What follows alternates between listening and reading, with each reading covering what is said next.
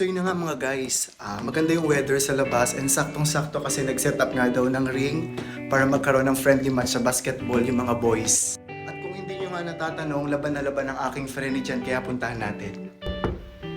Be! Let's go.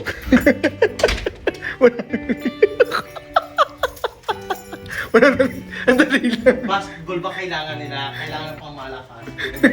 Saan tayo? Uy, palagi talagang handa ang aking friend na Mabilis pa sa alas 4 pagka talaga laruan ng bola. Mukhang nakatira ng 10 Red Bull ay napaka-energetic. Pero mukhang maraming moves at play naman yung ipapakita niya dahil sabi nga niya ay naglalaro talaga siya ng basketball.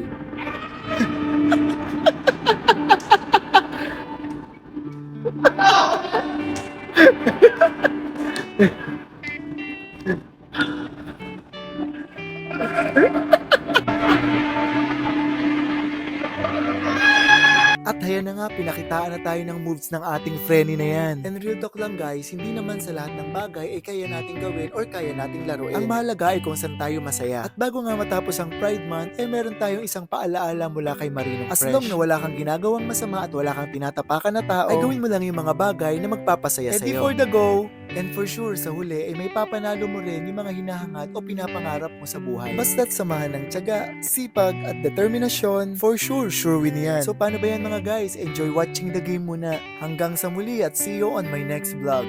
Doy!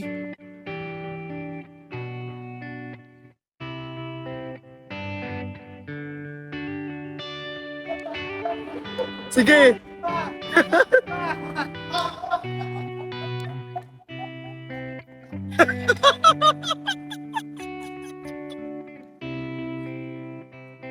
Gagan!